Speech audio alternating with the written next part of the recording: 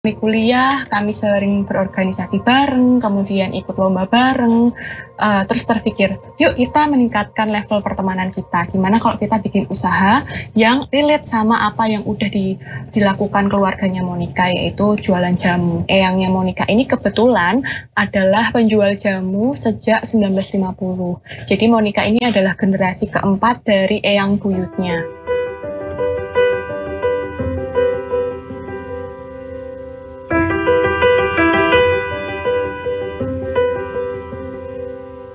Eyang mulai memberdayakan perempuan-perempuan di sekitar Giwangan, Kota Gede untuk menjadi karyawan tetap di gerai Jamu Jawa Ibu Slamet sejak tahun 1980-an kayak gitu. Dan sekarang ini saya melanjutkan Jamu Jawa Ibu Slamet, membrandingnya dengan kemasan yang lebih menarik, dengan sosial media yang dekat dengan anak muda dengan nama Jogjamu, jamu dari Jogja. Monica dan Tania dengan Jogjamunya adalah contoh bagaimana jamu diwariskan dari generasi ke generasi.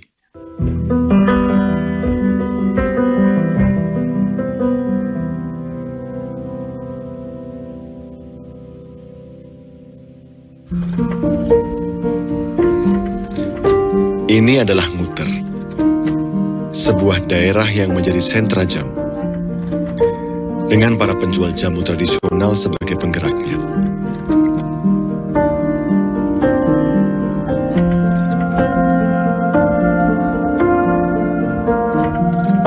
Buatkan label yang cukup mencolok pada setiap penjual jamu gendong.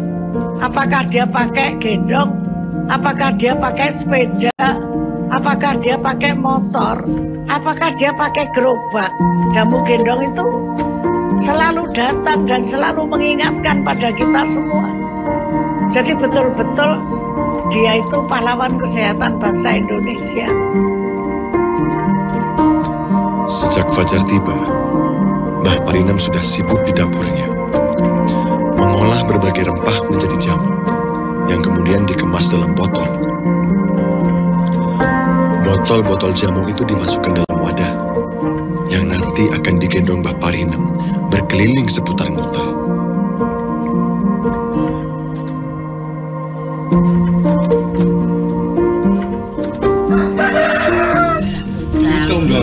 Dosa lho Mas. Bar ijab niku pon nang mriki terus langsung kan dodol ben ngeter-ngeteri ngoten kali mboke ijab tempeken adosi lengganan ngoten niku. Jadi lenggan-lengganan ngoten dadose mengke nak bae pun nanten sing terusne. Di usianya yang sudah 70 tahun, Mbah Parinem masih setia berkeliling menjajakan jamu gendongnya. Sejak tahun 1970, kebiasaan ini ia lakukan setiap hari. Namun, seiring usia yang sudah menua, Mbah Parinem kini hanya berkeliling saat kondisi kesehatannya mendukung.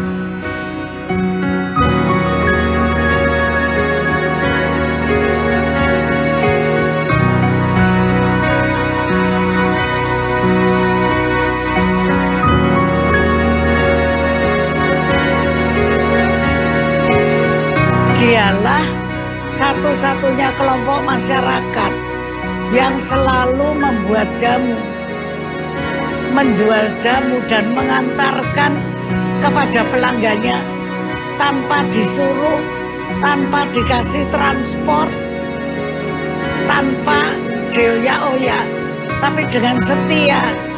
Bahkan setiap rumah dia ketuk, jamu nih Mas, jangan lupa Pak, Bu minum jamu.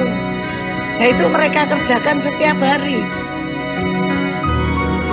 Kehadiran Mbah Parinem selalu ditunggu para pelanggannya.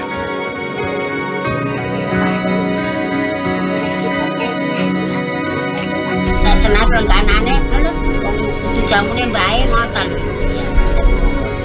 Berarti ngarep pun kudu jamune bae ramet mah ngoten ya.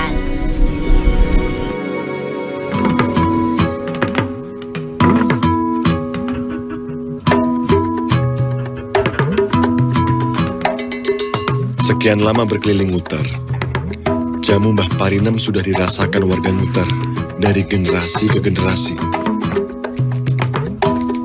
Sebuah kesetiaan tentang merawat tradisi jamu.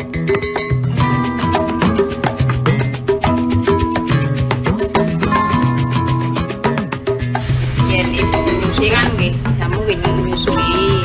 Terus niki kadang nggih gulir asem. Nggih campur-campur, mboten mesti. Ramuan niku apa temulawak, terus kates, ngoten niku, ngoten gulir tawar, ngoten nyusui kan ya.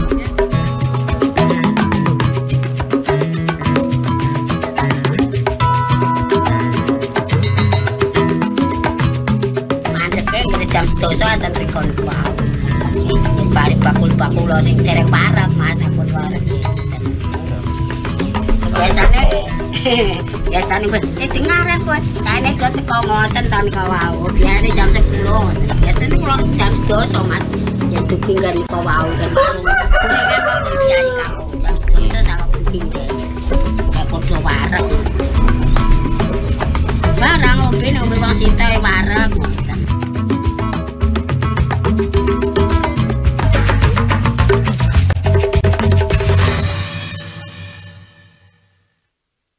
Jadi negara tinggalan leluhur kita itu banyak sekali yang itu. Misalkan ubat-ubatan, kalau bahasa Jawanya itu loro ki Gusti wis nyediane ana sanding. Termasuk apa pegagan, sende, itu kan sudah ada, hanya kita yang kurang menggali. Lim Wensin dan Hadi Sumarto adalah warga masyarakat yang peduli dengan keberadaan tanaman obat. Mereka rajin mengajak masyarakat untuk menanam dan merawat tanaman obat di lingkungan rumah. Salah satu tanaman sebagai suplai nutrisi otak, salah satunya menggunakan pegagan selain tadi untuk luka luar. Dia kemampuannya luar biasa. Tidaknya kalau misalnya buat anak-anak yang ketika beli sayur, salah satu tambahnya pakai ini. Jadi nanti dipercaya dan memang terbukti kemampuan tumbuh kembangnya otak lebih bagus. Mereka membangun sanggar tani dan menanam berbagai tanaman obat di sana. Tanaman yang bisa dikonsumsi sebagai ramuan tradisional atau sayuran untuk kebutuhan sehari-hari. Fungsinya untuk menghilangkan bau badan, terutama keringat. Supaya keringatnya lebih harum. Sebagai aktivis pertanian, Lim Wensin membantu Hadi Sumarto mengeksplorasi kekayaan manfaat tanaman obat yang diwariskan nenek moyang kita. Ini kalau setahu saya hanya bahan sayuran ini. Bahan sayuran? Ya, tidak termasuk untuk urap segala itu.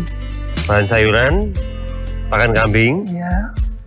Nah, kalau di Tiongkok ini dipakai sebagai bahan dasar dari obat asam urat yang beredar di Indonesia. Ketul. Ketulan. Jadi dia sayur ada tes pahitnya tambahan. Kalau saya melihat jamu itu kan bagian dari rempah ya. Ya, itu dari satu komoditi yang lengkap ini saja. Kita itu bisa menguasai dunia. Lawang sekarang saja paling rendah nomor 4. Padahal dengan perhatian yang sekenanya. Coba kalau kita serius, kita tekun, kita bekerja keras, ya pasti kita bisa. Dalam kehidupan masyarakat Jawa, kebiasaan menanam tanaman obat atau lebih dikenal sebagai empon-empon sudah dipraktekkan sejak dahulu kala. Di mana empon-empon seperti jahe dan kunyit biasa dikonsumsi warga saat kondisi badan dirasa tidak sehat.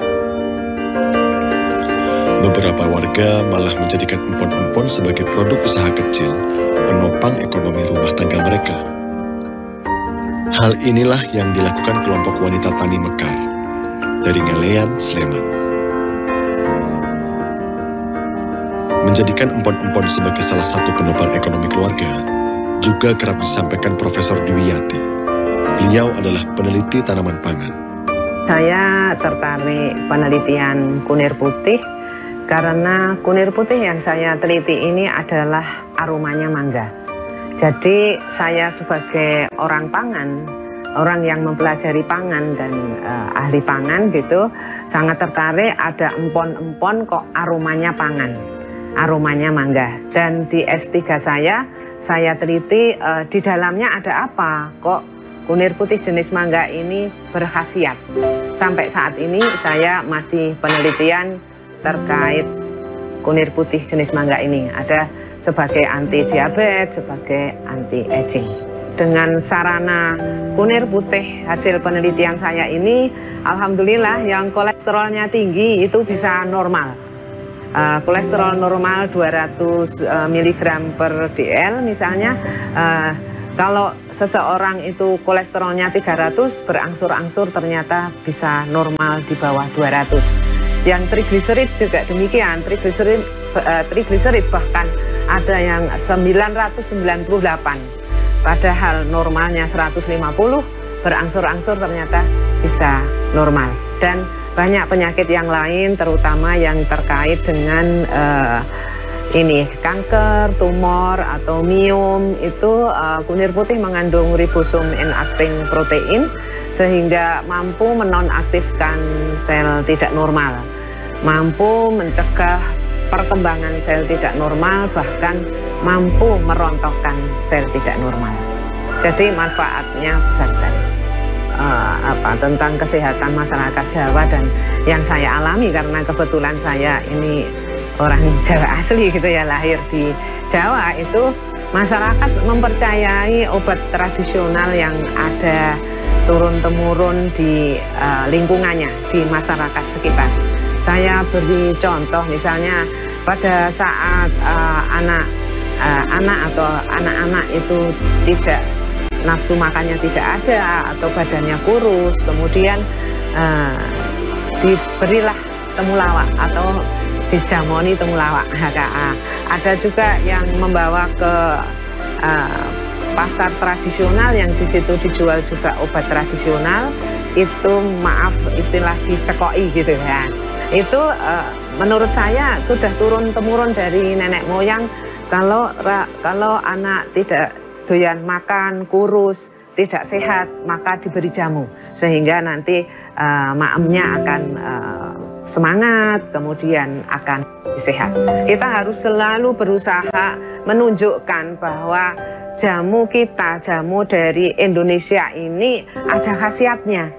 Nah, khasiat itu selain dibuktikan, tetapi dibuktikan bahwa seseorang yang minum jamu memang lebih sehat, tetapi juga didukung oleh hasil-hasil penelitian. Jadi kenapa hasil penelitian saya yang saya buat produk ini dipercaya? Bahkan ada yang minum dekan, profesor, pembimbing saya dulu, kemudian ada anggota MPR misalnya, beli misalnya seperti itu, ya karena percaya ada dukungan penelitian bahwa yang diteliti itu menunjukkan khasiat.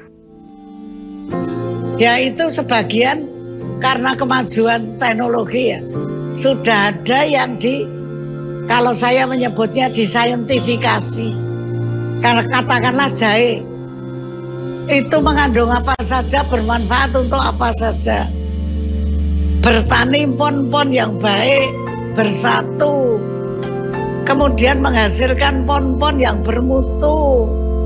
Itu tidak sulit, tapi harus ada kemauan keras. Karena kita ini bangsa yang besar dan bangsa yang agung. Contohnya warisannya ya jamu itu kalau untuk kesehatan. Orang lain nggak punya.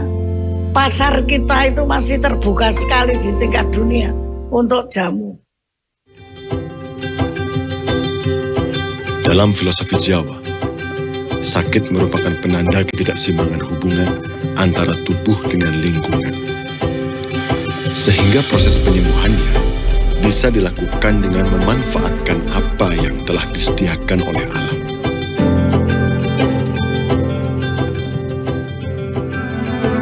Jamu gendong atau sebangsa itu mesti dalam bakulnya terdapat 8 botol jamu.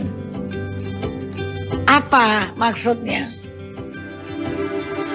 Mereka selalu diajari oleh nenek kakeknya bahwa penyakit itu bisa datang dari 8 penjuru mata angin. Tidak hanya 4, tapi 8. Karena ada barat laut, barat daya, timur laut, tenggara. Jadi ditambah utara selatan ini menjadi 8. Dan orang Jawa selalu ngitung yang ke-9 itu manusianya. Sehingga menurut